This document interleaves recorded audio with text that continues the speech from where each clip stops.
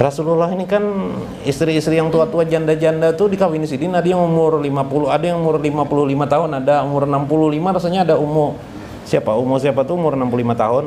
Kan aku lah mengawini umur 65 tahun lah. Kada mau melakukan sunnah nih. Pajohan lah, adalah pajohan lah. Pajohan aku nah umur 60 aku nah jauh lah. Asal membiayai pian jauh lah. Ya Allah jauhan. Bukan karena nafsu. Ujar calon istri Nabi ini, ya Rasulullah, punya anak lagi ulun ini kayak apa? Engke apa ulun mau bisa menghormati pian, melayani pian? Nggak usah ya Rasulullah. Rasulullah jauh. Hari lain datang lagi ya Rasulullah. Bingung pulang. Kayak apa ya Rasulullah ulun nih? Akhirnya ringkas kisah diterima, kawinlah dengan Rasulullah. Beliau mengisahkan istri Rasulullah, mengisahkan apa? Allah mengganti justru lebih baik daripada suamiku sebelumnya. Nah, yalah, bahkan lebih bagus daripada dunia dan seisinya. Siapa suami Sidin? Rasulullah. Kayak guru jenal nih, nah, guru maskun ini, nah, besok korban Nabi ini Sidin. Bisi laki nang kayak ini, nah, nyaman gelak. Nah, guru agama, wah, menggitir tuh Bang Bini melihat. Ya lah. Nah, ya lah guru lah. Sayang mana bini biar kira lah. Sayang mana aja sih. Kulluhu minal musibah khair. Maka ketahuilah musibah itu justru baik. Bahkan ada hal yang terbalik. Justru musibah besar kepada seseorang ialah ada orang kaya tapi dia ahli maksiat. Maka orang itu bahkan dia berkata lagi, aku nih pun maksiat aja macam-macam, tapi rezekiku luar biasa. Aku nih batu aja aku sepak jadi emas, batu ku injak jadi emas. Wah, Bib, apa? Siapa anak jadi gubernur, bupati, kotek aja telinganya jadi gubernurnya. Yuk, misalnya nih gitu kan. Terjadi di zaman Nabi Musa alaihissalam. Datangi orang itu, sampaikan kata Allah kepada Musa dalam An-Nawadir ya, dalam Nawadir. Sampaikan Musa kepadanya bahwa engkau itu adalah orang yang paling jauh dengan Allah Subhanahu wa taala, bukan orang paling dekat. Aku berikan nikmat yang banyak itu supaya tertutuplah dirimu semakin jauh denganku, kata Allah Subhanahu. Hati-hati merasa diberi Tuhan nikmat banyak, sedekat banget dengan Allah. Padahal justru sebaliknya, makin lupa dia dengan Allah. Yaitu dilihat kelalaiannya. Nauzubillah min dzalik, itulah ngajang sama.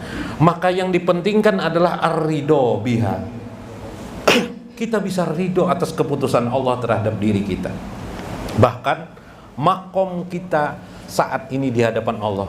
Apakah kita diletakkan Allah di dalam rumah, di dalam istananya, atau mungkin di luar istananya, atau di samping istana, atau di kursi duduk, ridho. Seperti kita duduk di sini, di mana saja Allah mau meletakkan diri kita, kita duduk di sana. Tidak ada iri dengki atau iri pun kepada siapapun juga. Yang mau bekentut silahkan bekentut, yang mau kencing silahkan bekencing di tempatnya, Biblah.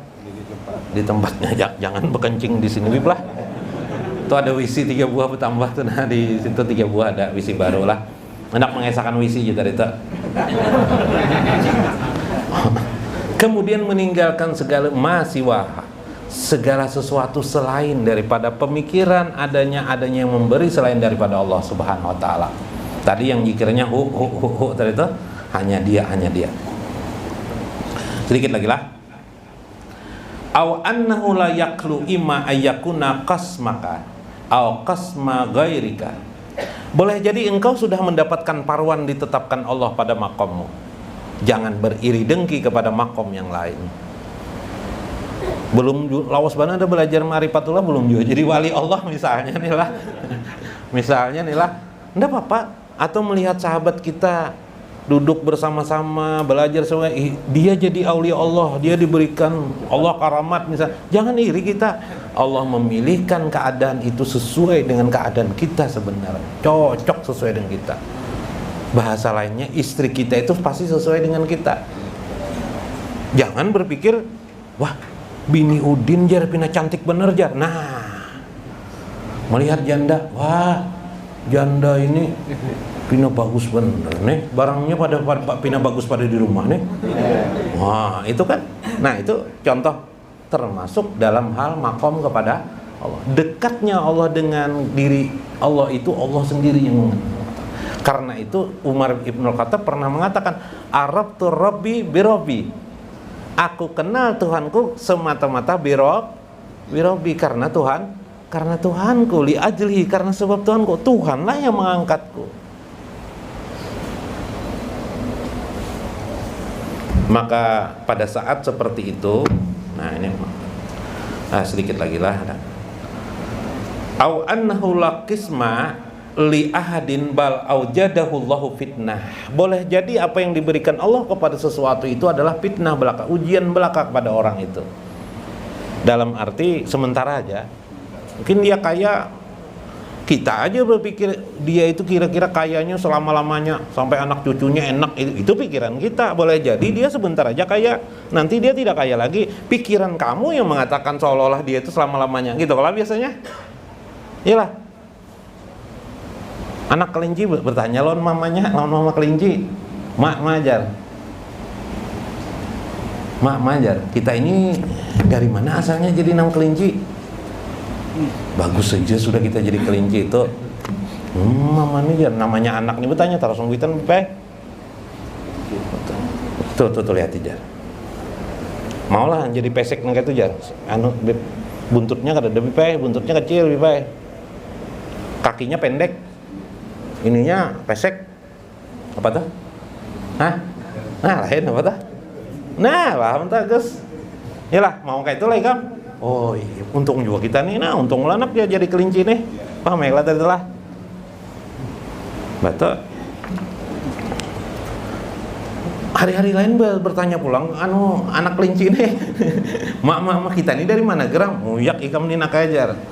Dari mana sumbernya kita nih jadi ada anak kelinci nih? Ulu nih dari mana nak? Kita nih nak dilahirkan dari topi pesulap jadi jadi nang poitan adalah muyak dah. Yalah, artinya banyak persoalan itu yang kita pertanyakan tidak bisa dijawab oleh kehidupan kita. Itu soal kelinci lah. Amunnya pian mencari terus jawabannya, pian seperti anak kelinci. Tunggu Allah memberikan jawaban kepadamu, ya kah? Kadang kita lebih lah menyangka, kira si anu nih kaya terus, lalu kita merasa iri, enak terus ini. Padahal hidup kita ini berapa tahun belum tentunya terus menerus kaya. Wah enak aja jadi orang alim orang alim enaknya, tayangnya dicintai Allah belum tentu. Siapa tahu karena urusan hati kan. Maka syukuri yang kamu terima, makom kamu, keadaan kamu saat ini. Siapa tahu yang pada orang lain itu adalah fitnah belaka dijadikan Allah Subhanahu wa ta'ala. Karena itu setiap amalan itu berbeda-beda. Bisa terjadi perbedaan. Makom mereka pun berbeda-beda. Ini kitab Kasful Mahjub. Nah, hari ini diizinkan saya bacakan. Dalam kitab Kasful Mahjub disebutkan, wa kana Abu Bakar yusalli fil laili kana yatlul Qur'an bisyautin makfadin. Adalah Abu Bakar pada malam hari kalau membaca Al-Qur'an, dia dengan suara yang sangat lembut. Kayak pembacanya dengan bahasa yang lembut. Nah, Abu Bakar. Wa kana Umar, tapi kalau Umar membaca Al-Qur'an keras. Sebaliknya bil jahri. Nah ini, sedangkan Umar bila membaca Al-Quran malam hari nyaring keras. Ditanya oleh Nabi kepada Abu Bakar, wahai Abu Bakar, kenapa engkau membaca Al-Quran sangat lembut, sangat hampir tidak kedengaran?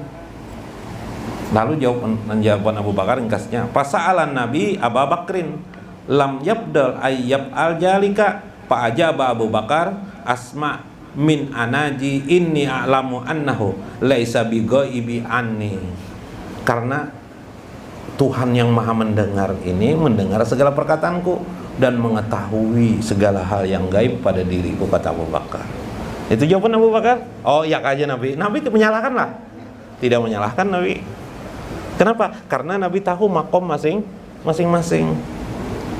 Ketika Umar melakukan bacaan Quran keras, kebiasaan Umar keras membaca Quran. Bertanya Nabi, kenapa jadi kamu membaca keras, wahai Umar? Apa aja Umar? Amma Umar pakot ajaba. Maka Umar menjawab, ini auqatil wisnan wa atradi setan. Ya Rasulullah, ulun membaca Al-Quran itu jadi keras malam hari karena menghilangkan kantuk ulun, dan wa atradus setan, dan mengusir setan. Jadi kenapa di luar tuh nak behindik-hindika sambil mendengarkan ilmu marifah boleh aja, sambil tertawa-tertawa, goleng-goleng, apa milangan ngantuk. Ya Pak. Nah, artinya setiap orang makom berbeda-beda. Ada orang sambil apa main-main HP mendengarkan ceramah, ada juga kayak itu. Bila tidak mau main-main HP tidak ngerti dia. Soalnya di HP gambar bini WP ada. Lah, nah itu ada kayak itu. Macam-macam kehidupan manusia. Paloi waktu sekolah SD bawa catatan tarus, catatan apa? Catatan lain, catatan apa Bib? Yang halus tuh apa artinya? Nyontek, desain nyontek bila ujian, bawanya sontek dia di paha, di kantong macam-macam. Suatu hari pas ujian ketahuan guru pelajaran biologi. Nah, Habib ini yang kecil-kecil saya perhatikan, mana luar biasa Habib ini. Habis itu apa nih Jo guru? Catatan, udah boleh nyontek seperti ini. Ya aku, ini gue catatan catatan mama ulun. Sidin hendak membeli sayur-sayur sayur-sayur macam-macam di pasar, terbawa ulun dari itu ke sekolahan. Wah, berdusta aja Jo guru yang ini. Kayak ibu guru udah bisa membaca. Ketahuan sekali. Waktu lain ketahuan lagi. Ketahuan lain ketiga kali. Guru tidak perlu marah-marah terus. Memang begitulah anaknya. Belum tentu orang seperti itu nanti dewasanya menjadi orang yang bodoh, belum tentu. Kita tidak bisa menilai orang secara keseluruhan. Dunia pendidikan itu hanyalah bagian kecil dari kehidupan ini.